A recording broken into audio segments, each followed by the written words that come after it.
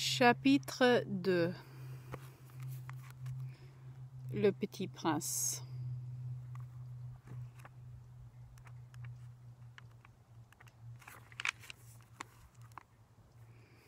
J'ai ainsi vécu seul, sans personne avec qui parler véritablement, jusqu'à une panne, le désert du Sahara, il y a 6 ans.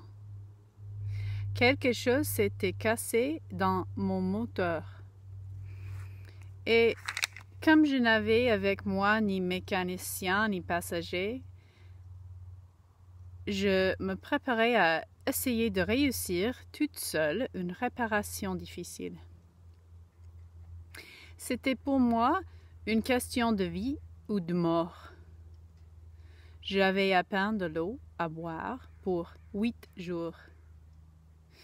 Le premier soir, je me suis donc endormie sur le sable à 1000 milles de toute terre habitée.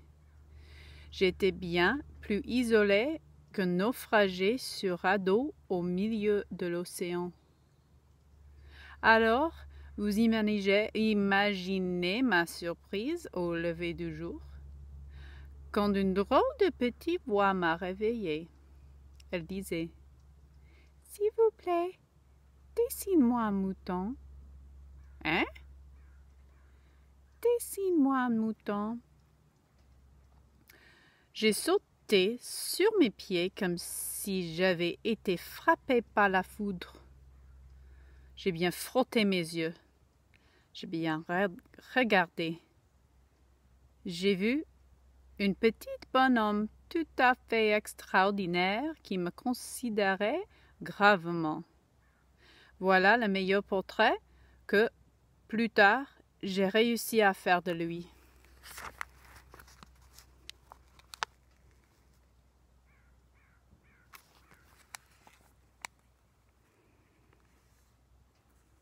C'est pas ma faute.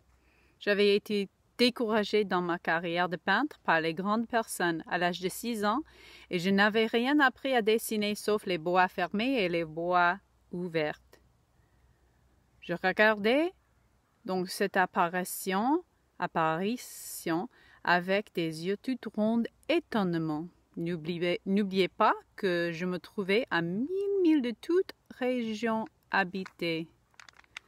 Or, mon petit bonhomme ne me semblait ni égaré, ni mort de fatigue, ni mort de faim, ni mort de soif, ni mort de peur. Il n'avait en rien l'apparence d'un enfant perdu au milieu du désert, à 1000 milles de toute région habitée. Quand je réussis enfin à parler, je lui dis « Mais qu'est-ce que tu fais là ?»